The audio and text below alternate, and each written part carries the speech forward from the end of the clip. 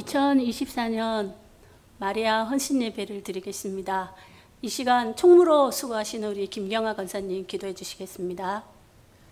우리의 모든 찬양과 경배를 받으실 거룩하신 하나님 우리 아버지, 이 시간 마리아 여전도의 헌신 예배를 드리게 하심 감사드립니다. 오직 하나님만 홀로 영광 받으시옵고 무엇보다도 모든 예배자들 위해 주의 성령으로 함께하여 주시사 우리의 모습을 돌아보고 결단하는 귀하고 복된 예배가 되게 하여 주시옵소서. 이 시간 우리의 연약함을 주님 앞에 고백합니다.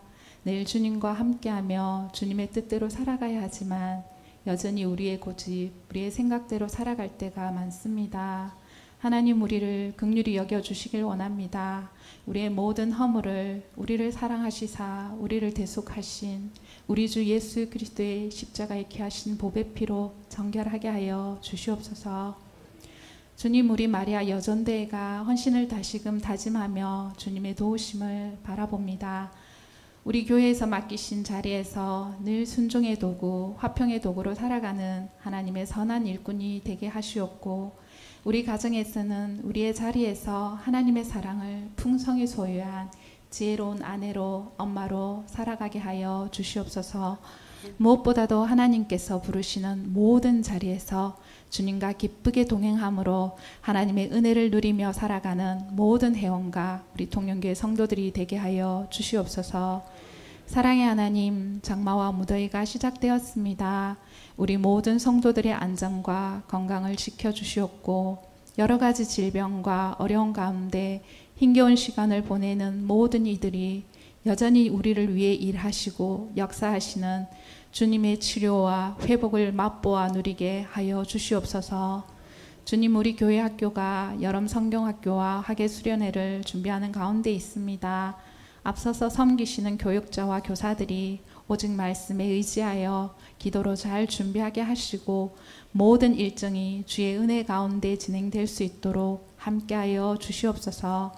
하나님 우리 아버지, 오늘 헌신 예배를 위해 귀한 강사 목사님을 보내주셔서 감사드립니다. 특별히 목사님께서 섬기고 계시는 교회를 기억하여 주시고 지켜주시길 원합니다.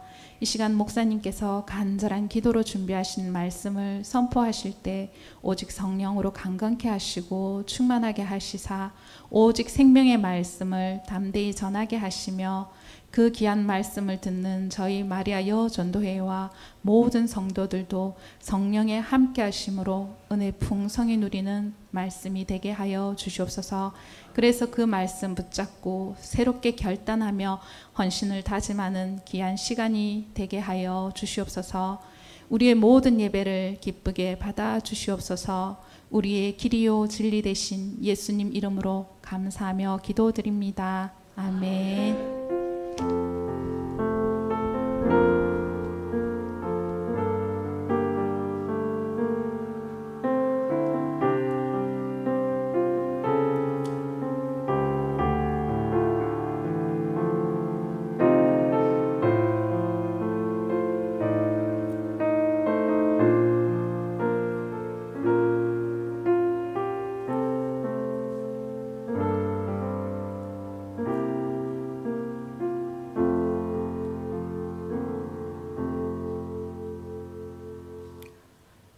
(325장) 찬송가를 같이 부르겠습니다.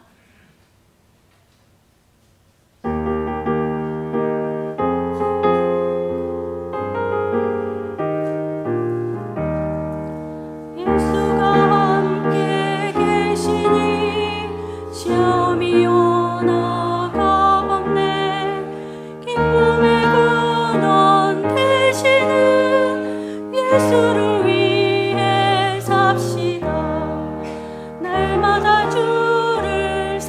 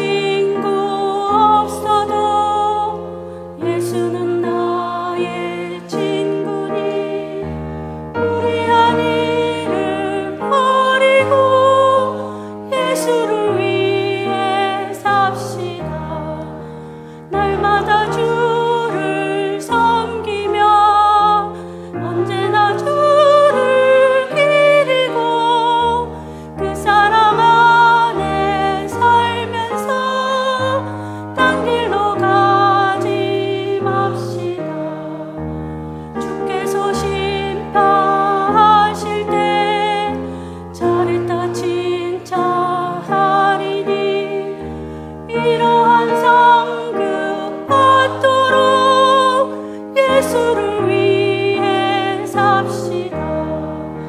날마다 주를 섬기며 언제나 주를 기리고 그 사랑 안에 살면서 딴 길로 가지 맙시다.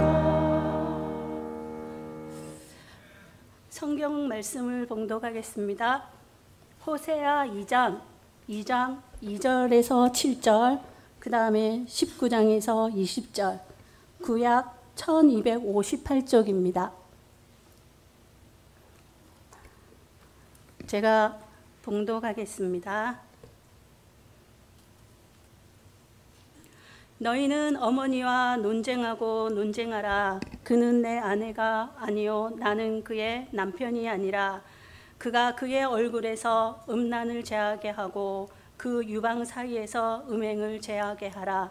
그렇지 아니하면 내가 그를 벌겨벗겨서 그 나던 날과 같게 할 것이요 그로 강야같이 되게 하며 마른 땅같이 되게 하여 목말라 죽게 할 것이며 내가 그의 자녀를 긍휼히 여기지 아니하리니 이는 그들이 음란한 자식들임이니라.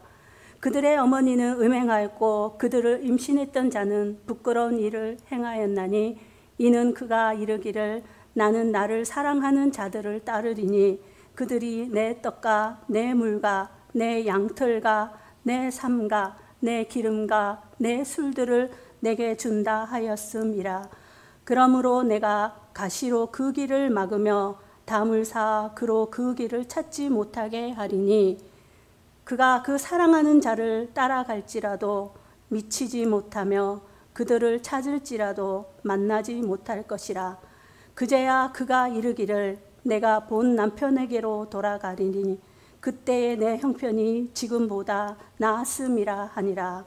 19절입니다. 내가 내게 장가들어 영원히 살되 공의와 정의와 은총과 긍휼이 여김으로 내게 장가들며 진실함으로 내게 장가들리니 내가 여호와를 알리라. 아멘. 이 시간 우리 마리아 회원님들 나와서 특송 찬송 부르겠습니다.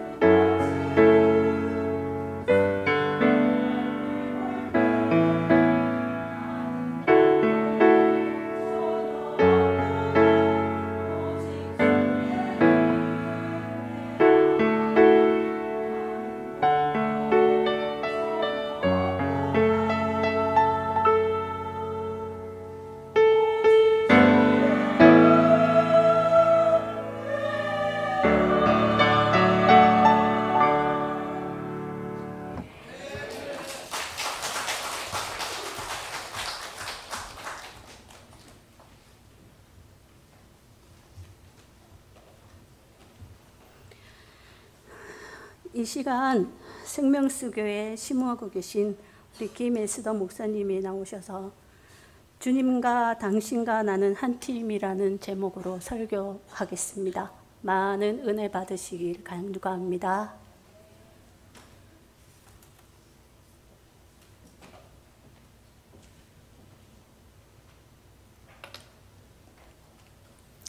반갑습니다. 저는 생명수교회 담임을 맡고 있는 김에서더 목사라고 합니다.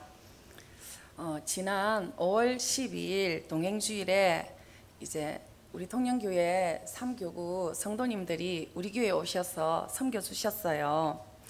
그때 참 큰 하나님의 위로를 받는 하루였습니다. 우리는 교회가 몇 명 없습니다. 몇 명 되지 않는 성도님들과 이렇게 예배를 드리다가 3교구 성도님들과 같이 예배를 드리니 너무 정말 힘도 받고 은혜 받는 그런 시간이었습니다. 우선 사람이 북적북적해서 교회가 살아나는 느낌이 들었어요. 또 사람이 꽉 차니 이런 생각도 해봤습니다. 아, 우리 교회도 이제 부흥할 수 있겠구나, 그런 꿈도 꿔봤습니다. 또 저는 작은 교회 목사라서 이렇게 많으신 사람들 앞에서 설교를 해본 적이 없어요. 그래서 이제 오신다고 하시니 정말 부담이 됐습니다. 그런데 결과적으로는 이제 그 부담을 훨씬 뛰어넘는 흥분되고 재미있고 또 보람찬 그런 동행주일 하루였습니다. 섬겨주심에 정말 감사드립니다. 그런데 오늘 이렇게 더 많은 성도님들 앞에서 말씀을 전하게 되었어요. 더 큰 부담입니다. 그렇지만 이런 기회를 주심을 정말 감사드립니다. 목사님 감사드리고 또 장로님들 감사드리고 우리 성도님들 너무너무 감사드립니다. 오늘은 주님과 당신과 나는 한 팀이라는 제목을 가지고 호세아서 2장 2절부터 7절까지 그리고 19절부터 20절까지 말씀을 함께 살펴보도록 하겠습니다. 구약 성경을 보면 이제 하나님의 백성으로 선택된 이스라엘 사람들은 처음에는 하나님을 잘 믿고 잘 섬겼습니다. 그러다가 이제 그들이 살만해지니까 어느 순간 타락하게 됩니다. 그래서 하나님께 불순종하고 이제 불순종합니다. 그래서 하나님께서는 이 불순종하는 백성들을 심판하십니다. 이 구약의 백성들이 심판을 당하니까 삶이 힘들어지겠죠. 그래서 하나님 앞에 이제 회개하고 구원해 달라고 부르짖습니다. 이 구원을 들은 하나님께서는 또 이 백성들이 불쌍히 여기셔서 다시 구원해 줍니다. 구원받은 이스라엘 백성들은 잘 살아가면 되잖아요. 그런데 또 불순종합니다. 그래서 하나님께서는 또 심판을 하십니다. 이 심판으로 고통당하던 이스라엘 사람들은 또 하나님 앞에 회개해서 돌아옵니다. 그리고 또 구원해 달라고 기도드립니다. 또 이 기도 소리를 들은 하나님께서는 또 이 백성들을 구원해 줍니다. 이런 패턴, 한마디로 이스라엘이 불순종을 하고 그래서 하나님께서는 심판을 하시고 그래서 이 심판으로 이스라엘은 회개를 하고 다시 돌아옵니다. 그래서 하나님은 용서를 해주시고 이들을 구원해주는 이런 패턴들이 한두 번이 아닙니다. 구약 성경 전체에 걸쳐서 계속 반복되고 있는 것을 발견할 수 있습니다. 근데 여러분, 하나님께서는 이 불순종하는 이스라엘을 어느 날 갑자기 너희들이 잘못했으니 내가 심판하리라 하시면서 심판을 행하시는 것은 아닙니다. 심판 전에 미리 경고를 하십니다.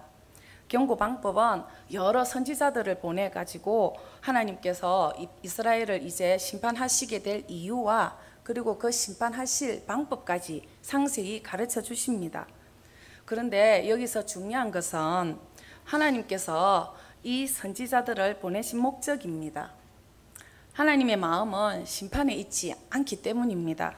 심판을 받을 수밖에 없는 불순종하고 죄를 짓는 이스라엘이지만 심판받지 않도록 하기 위해서 그 불순종에서 회개하고 돌이키게 하는 것이 목적입니다.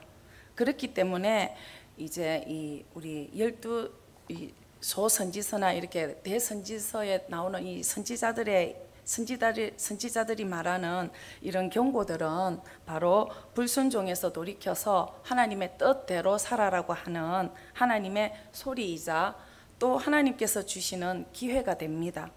오늘 본문 역시도 호세아라는 선지자를 통해서 불순종하는 북이스라엘 사람들에게 이제 하나님께 돌아오라고 외치는 하나님의 소리이자 기회가 되어집니다. 여러분, 오늘 본문을 통해서 첫 번째 이스라엘이 하나님께 불순종하는 그 내용이 무엇인지 우리가 살펴보도록 하겠습니다. 그리고 하나님께서는 그 불순종한 그 내용에 대해서 바로 심판하시면 되잖아요.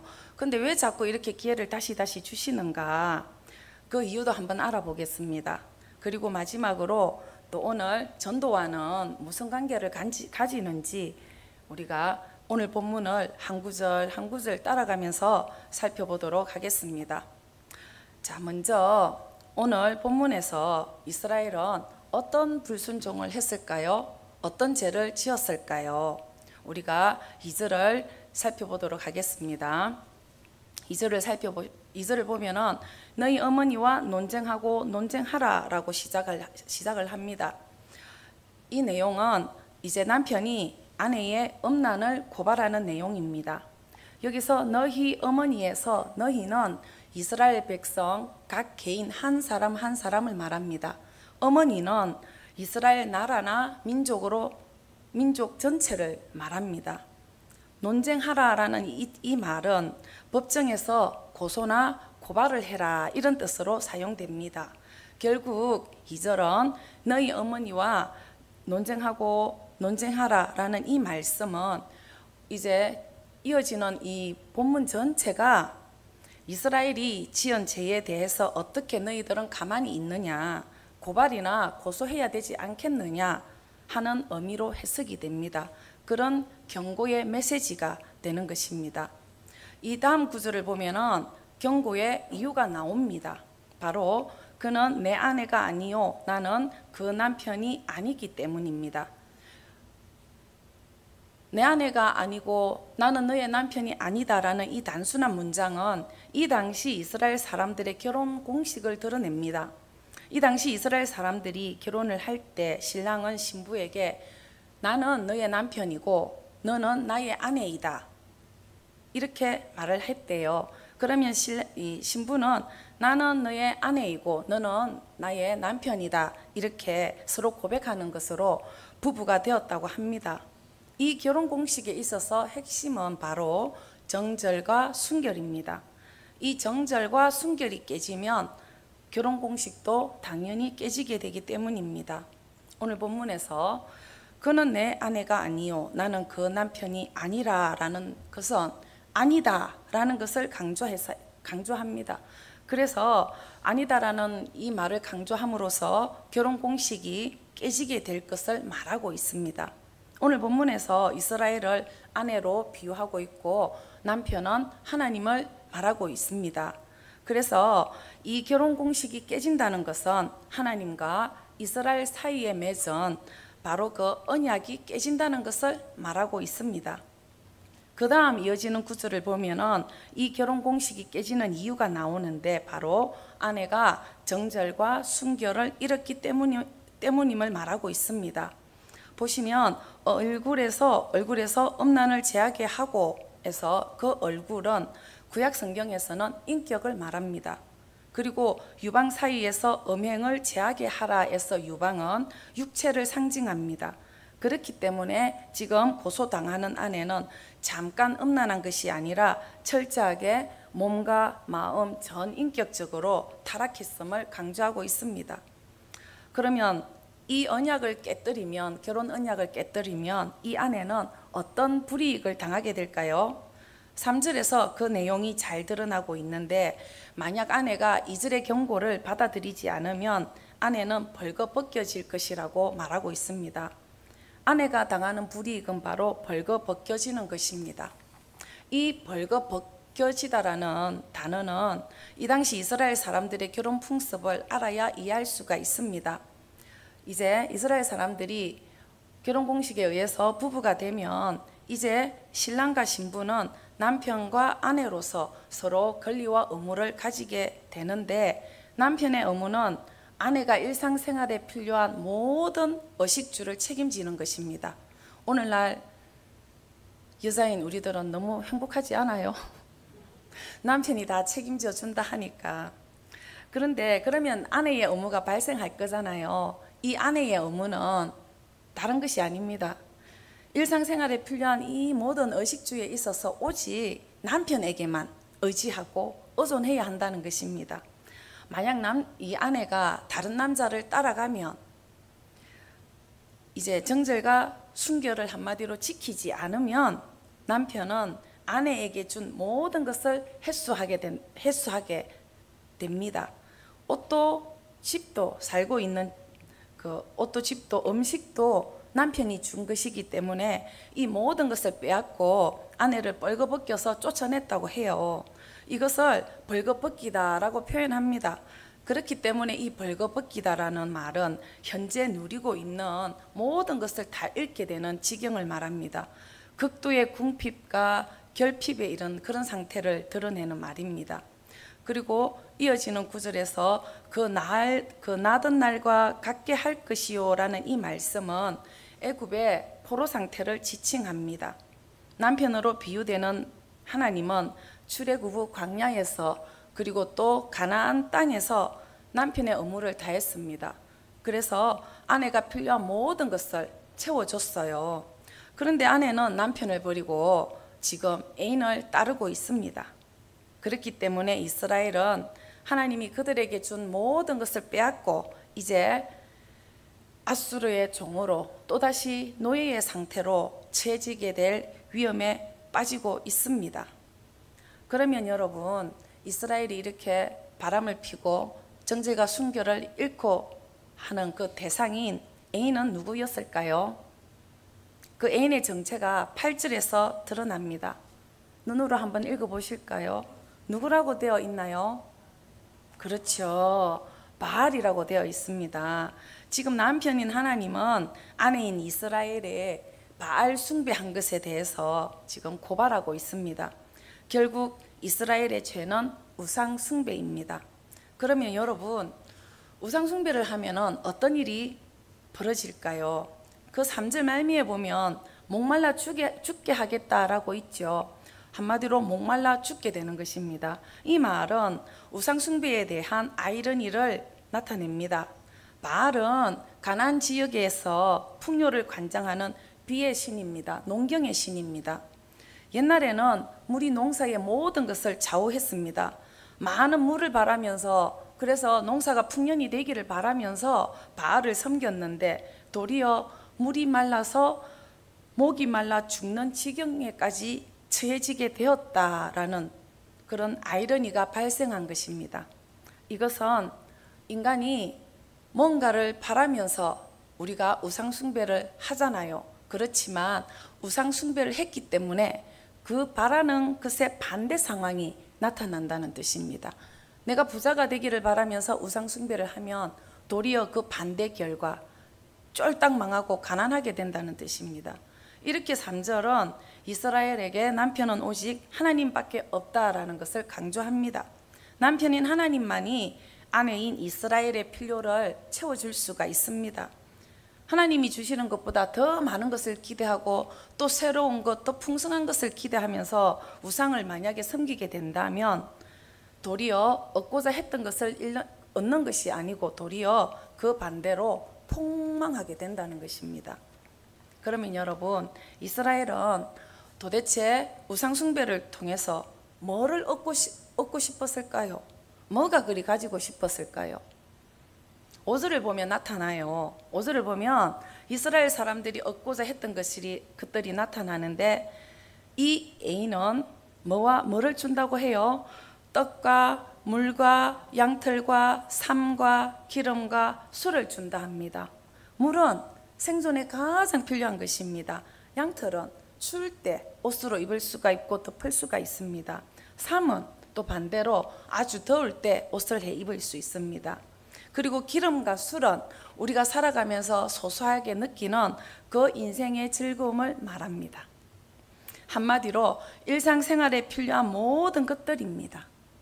애인들은 이런 것들을 주겠다고 아내를 유혹합니다. 이스라엘은 바로 이런 것들을 준다고 해서 바알을 따랐습니다. 그런데 여러분, 이상하지 않아요? 안 이상합니까? 왜냐하면 이런 것들은 누가 준다고 했습니까? 남편이 준다고 했잖아요. 남편이 미리. 남편이 준다고 했는데 남편이 주기로 한 것을 엉뚱한 데서 지금 찾고 있습니다. 남편이 주는 것만으로는 만족할 수가 없었나 봐요. 애인인 바알이 훨씬 더 많은 것을, 그리고 훨씬 더 좋은 것을 줄 것이라 지금 생각을 했습니다. 그래서 아내인 이스라엘은 남편인 하나님을 배신했습니다. 여러분, 이게 뭔지 아세요?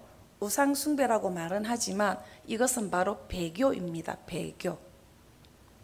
그러면 아내에게 배신당한 남편은 아내를 어떻게 해야 합니까? 아까 말씀드렸죠? 어떻게 해야 돼요? 벌거벗겨서 쫓아내야 되잖아요.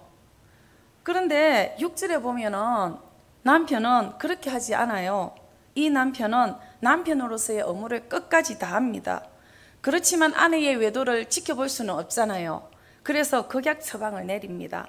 아내가 다니는 길을 가시로 막고 담을 쌓았습니다. 이 아내가 얼마나 애인을 만나러 다녔으면 길이 생겼다고 합니다. 길이. 그러면 이 외도가 한 번도 아니고 두 번도 아니고 길이 날 정도로 수백 번이란 소리입니다. 이렇게 바람을 피웠는데도 이 남편은 쫓아내지 않습니다. 단지 길을 막는 것으로 끝냅니다. 이것은 남편이 이 아내가 제대로 아내 노릇을 하면서 살아가라고 다시 한번 기회를 주는 것입니다. 그러면 여러분, 이 남편이 이렇게나 부정한 아내에게 기회를 주는 이유가 뭐 때문일까요? 너무 다 잘들 아시네요. 너무 간단합니까? 바로 사랑해서 남편에게 돌아오도록 하기 위해서입니다. 남편은 자신을 수없이 배신한 이 아내에게 자신이 준 모든 것을 빼앗고 쫓아내면 그만이잖아요. 그런데도 다시 한 번 더 기회를 줍니다. 여러분, 이렇게 하실 수 있겠어요? 못하죠. 저는 우리 남편이 바람을 한 번만 피웠다 해도 정말 쫓아낼 겁니다. 그런데 이 남편은 아내가 마음을 돌이켜서 자신에게 돌아올 수밖에 없는 상황을 만듭니다. 이것은 하나님이 우리들에게 어떻게 보면 시험이나 역경을 주시는 이유이기도 합니다. 그런데 여러분, 남편이 이렇게 아내를 용서해주고 다시 돌아오도록 할 수밖에 없는 진짜 이유는 따로 있습니다. 그 이유는 바로 우리가 알다시피 아내를 너무나 사랑했기 때문이지만, 문제는 여기서 제일 중요한 것은 남편으로 비유되는 이 하나님의 사랑은 단지 우리들이 아는 그런 감정적인 사랑이 아니라는 거예요. 하나님의 사랑은 바로 언약적 사랑입니다. 나는 너의 남편이 되고 너는 나의 아내가 되리라라는 이 결혼 공식처럼 하나님과 이스라엘이 언약을 맺었는데, 너희는 내 백성이 되고 나는 너희의 하나님이 되리라라는 그런 언약을 맺었기 때문입니다. 이 하나님의 사랑은 바로 이 언약을 지키려고 하는 그런 신실함을 말합니다.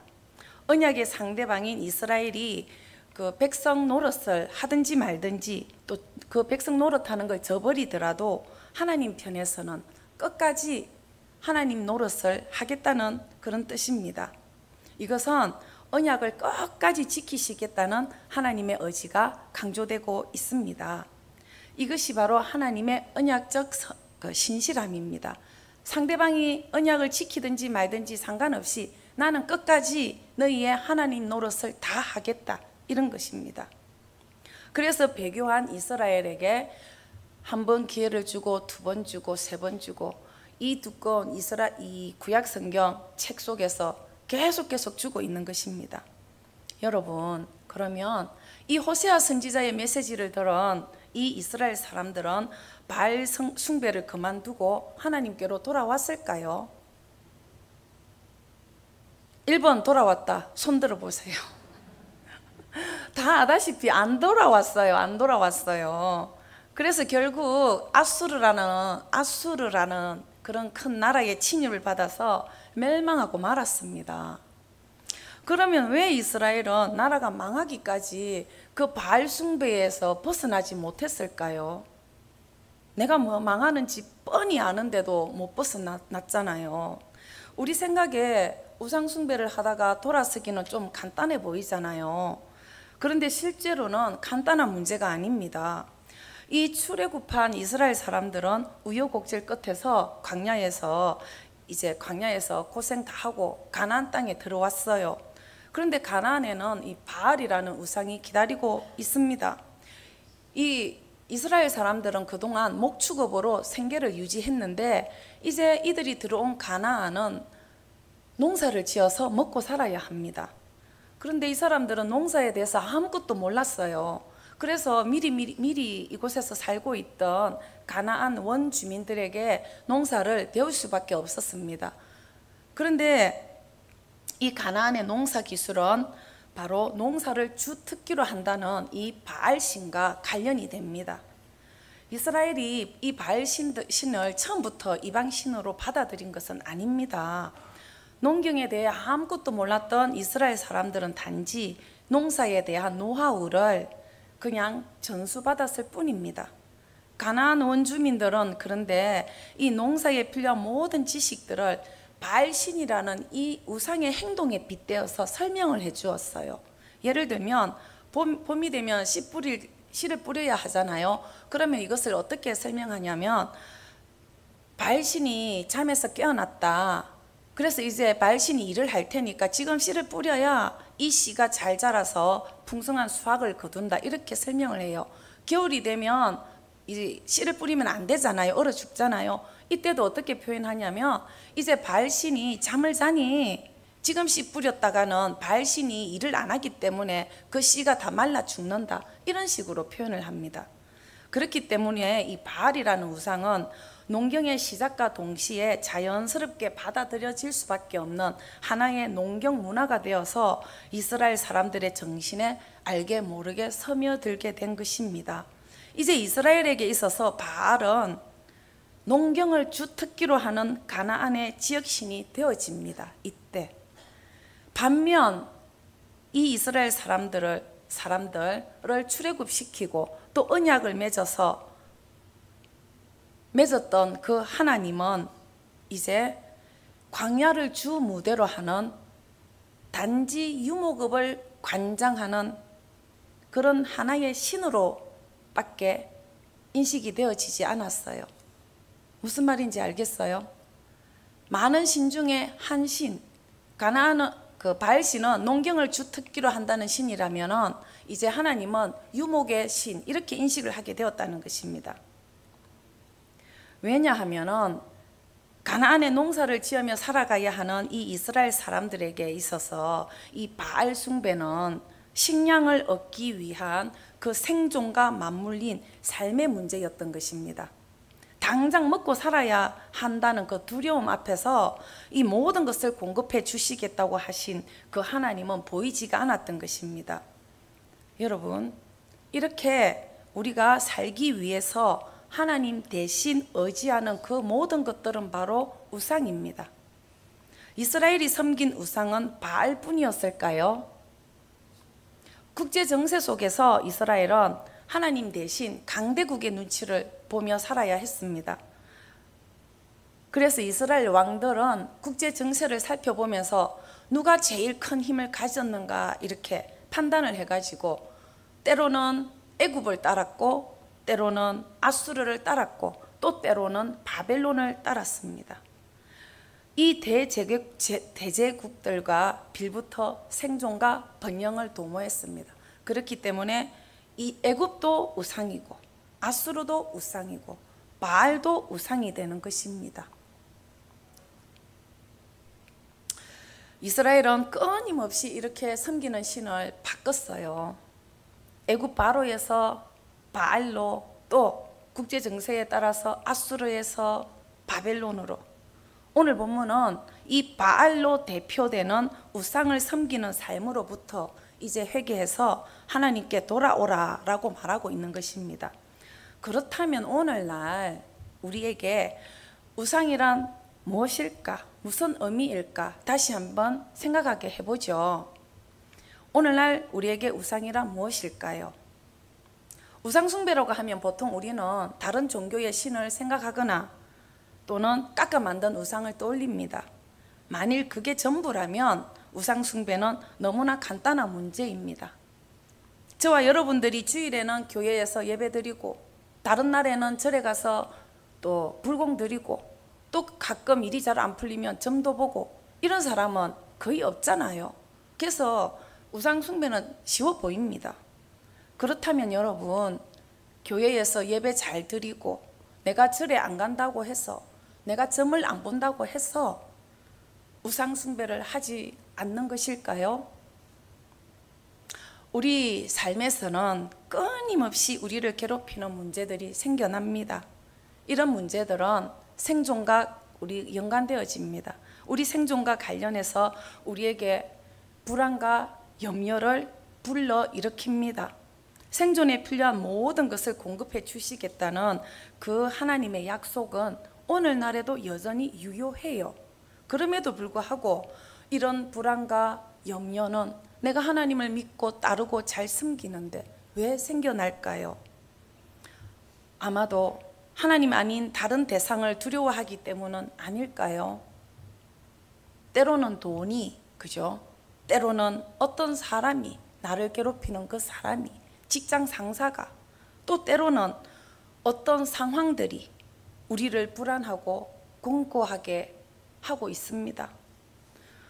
어느 순간 가만히 나 자신 안을 들여다보면은 하나님 아닌 다른 이런 것들이 우리 두려움의 대상이 되고 있는 것을 발견합니다. 여러분, 우상은 우리들이 불안과 염려를 없애기 위해서 하나님 대신 의지하는 모든 것들입니다. 하나님 없이도 오직 그것만 있으면 된다고 하는 그것이 바로 우상입니다. 여러분, 하나님 없이도 돈만 있으면 될까요?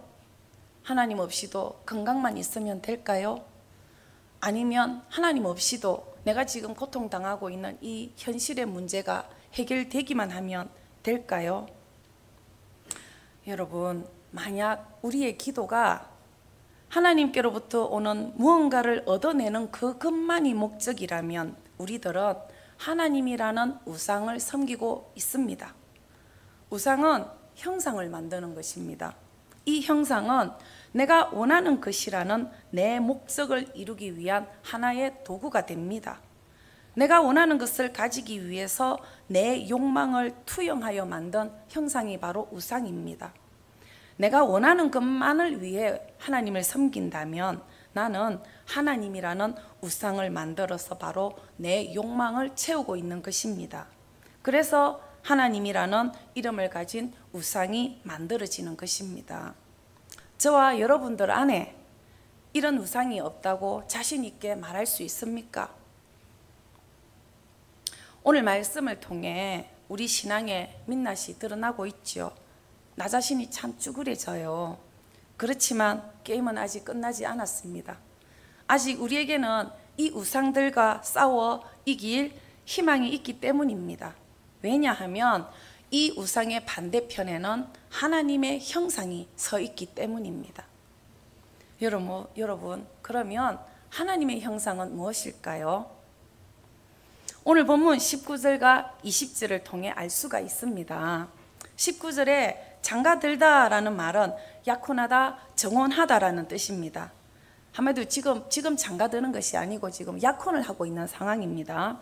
당시 이스라엘에서는 약혼할 때 신랑이 신부에게 신부값을 지불했다고 합니다. 오늘 본문에서도 하나님이 신부되는 이스라엘에게 신부값을 지불합니다.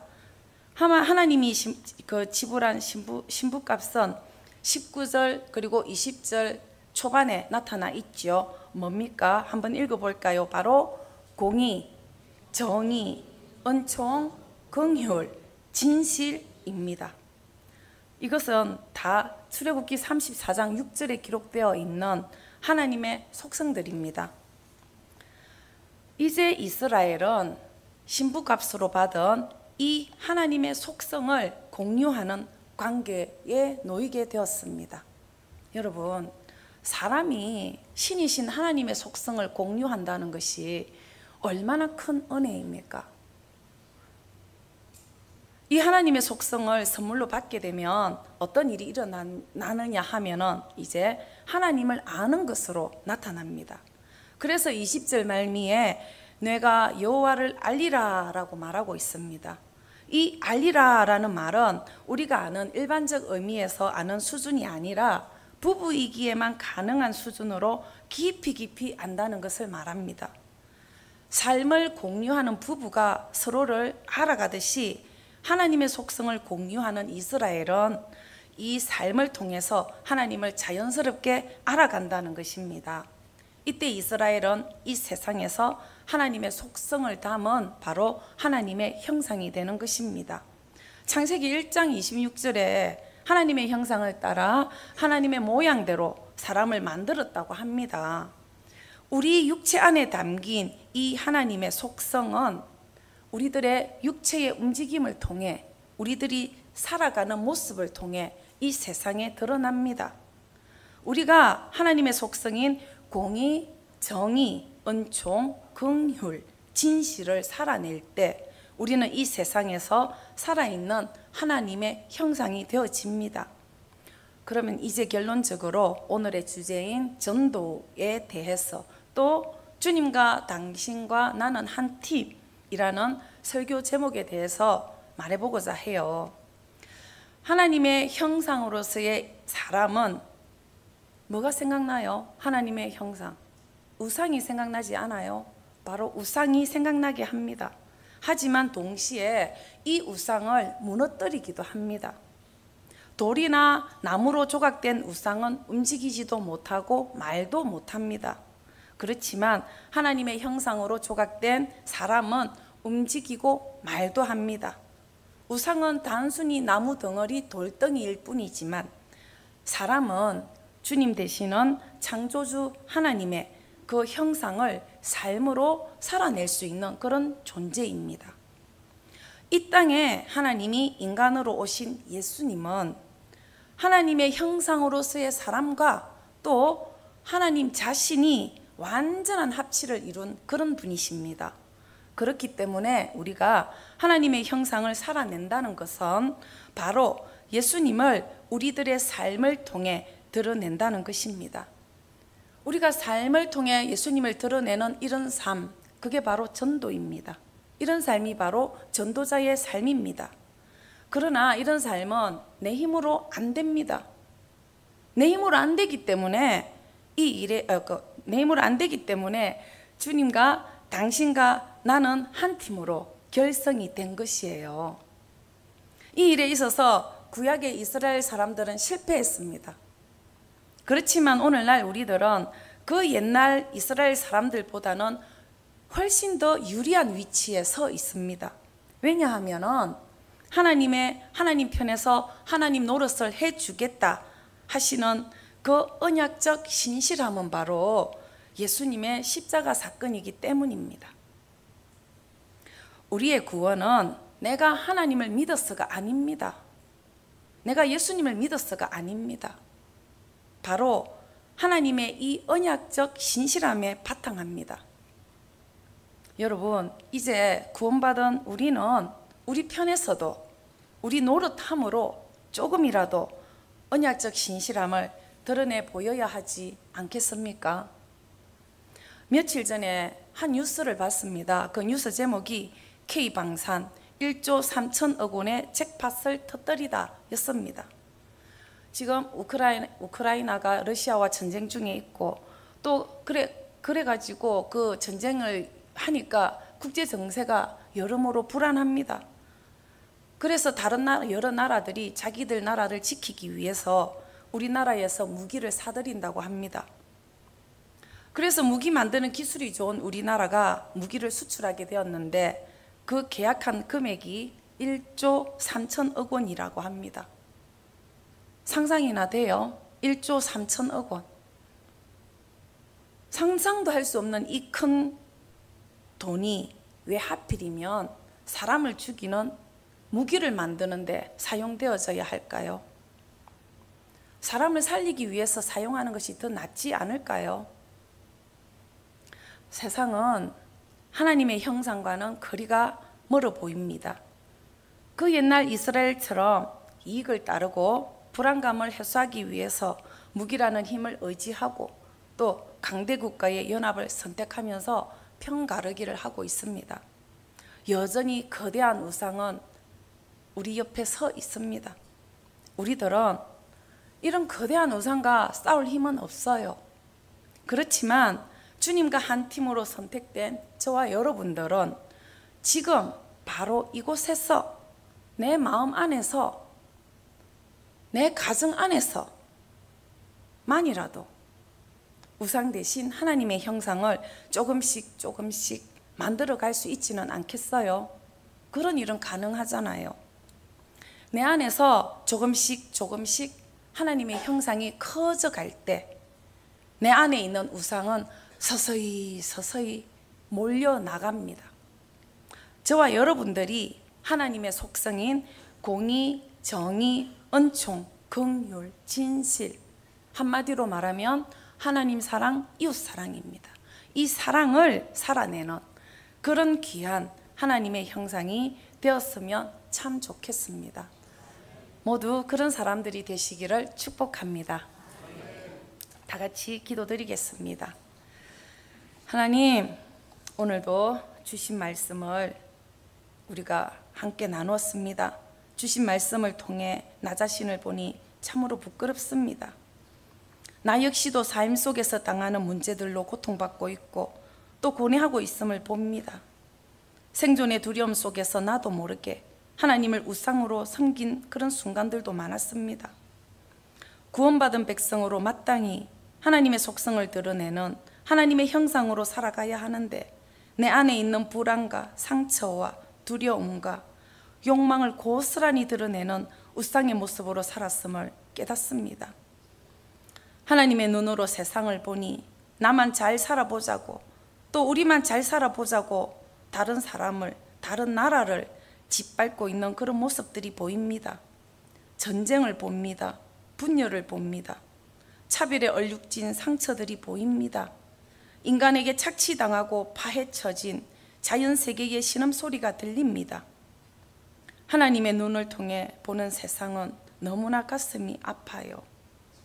하나님의 귀로 듣는 신음들은 너무나 처절합니다. 주님, 하나님의 대리자인 나는, 하나님의 형상을 가진 나는 어떻게 살아야 하나요? 주님, 내 앞에 서 있는 거대한 우상들에 비해 하나님의 형상인 나는 너무나 하찮고 초라하게 여겨집니다. 그렇지만 주님, 오늘 이 시간 결심해 봅니다.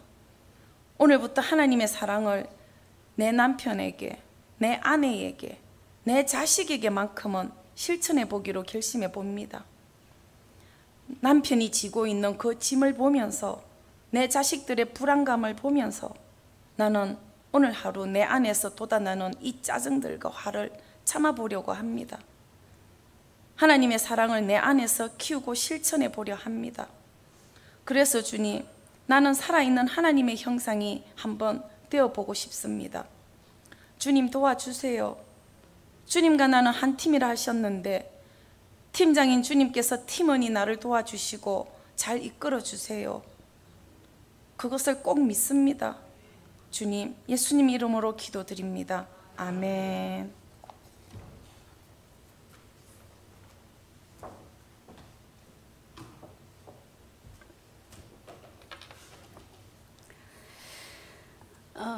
어디를 가든지 누구를 만나든지 무슨 말을 하든지 저희가 예수님과 좋은 만남으로 오늘 설교 제목처럼 한 팀이 될 수 있는 귀한 시간이 되셨기를 간구합니다. 이 시간 438장 찬송을 부르면서 봉헌 후에 회개로 수고하시는 우리 조한나 집사님 봉헌 기도로 계속 이어지겠습니다.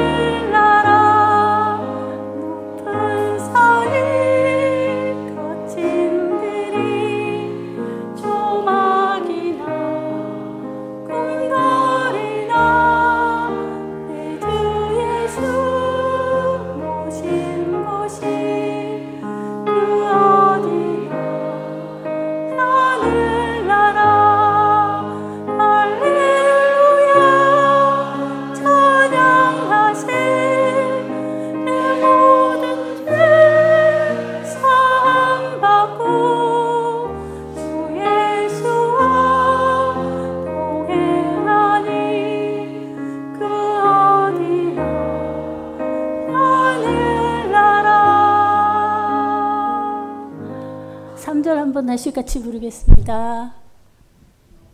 높은 거친들이 조망이나 궁궐이나 내 주 예수 오신 곳이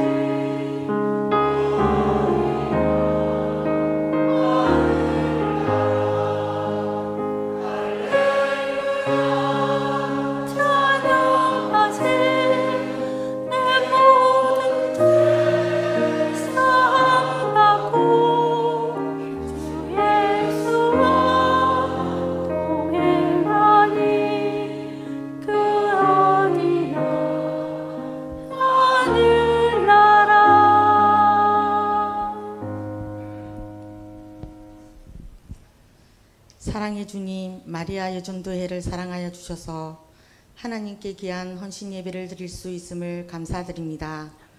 오늘 강사 목사님을 통해 들려진 말씀이 우리에게 헌신과 충성의 기준이 되게 하옵소서. 이 시간 헌신을 다짐한 회원들 모두가 동력자로서 주님의 나라를 세우고 복음을 전파하는 데 한 마음으로 활동하고 기도하게 하옵소서. 순서에 따라 정성과 마음을 담아 예물을 올려드립니다. 이 물질을 통해 하나님의 사랑과 능력이 우리 가운데 더욱 충만해지게 하옵소서. 드린 예물이 하나님의 나라를 위하여 귀하게 사용되게 하시고 쓰이는 곳곳마다 하나님의 영광이 드러나게 하옵소서. 살아계신 예수님 이름으로 기도드립니다. 아멘. 담임 목사님 나오셔서 강구하시고요. 축도는 우리 김혜스더 목사님이 해주시겠습니다. 그리고 2024년 마리아 헌신 예배를 감사히 드리겠습니다.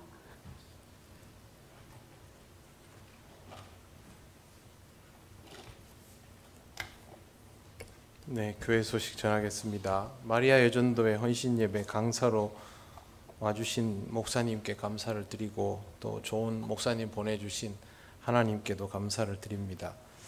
목사님이 긴장이 된다고 저보고 기도 많이 해달라고 했는데 조금밖에 안 했습니다. 기도를. 네, 긴장의 기준을 잘 모르겠습니다. 제가. 네, 그리고 너무 귀한 말씀 전해주셔서 감사하고, 네, 다음에도 또 기회 되면 오셔서 말씀 전해주시면 좋겠습니다. 정기당회가 다음 주일 오후 1시에 목양실에서 있습니다. 그리고 항존직 재교육 1차 과정 권사반 4주차가 다가오는 토요일에 계속 진행이 됩니다. 권사님들 열심히 공부하고 있습니다. 여러분 위에서 기도해 주시고 다음에 집사님들 공부할 때는 우리 집사님들도 열심히 참여해 주시기를 바랍니다.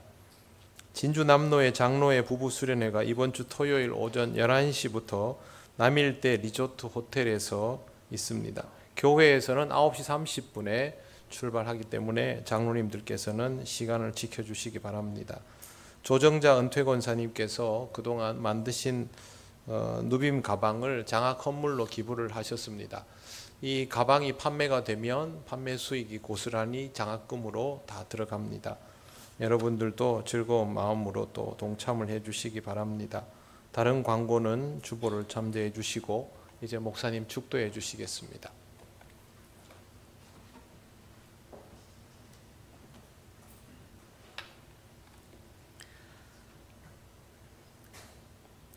우리 주 예수 그리스도의 은혜와 하나님의 사랑과 날마다 우리를 승리로 이끄시는 성령님의 교통 충만 역사하심이 이 시간 하나님 사랑, 이웃 사랑을 살아내기를 다짐하는, 그래서 하나님의 형상의 삶으로 살기를 다짐하는 성도님들과 그들의 가정과 그들의 삶의 터전 위에 지금부터 영원토록 함께 하시옵기를 간절히 축원하옵나이다.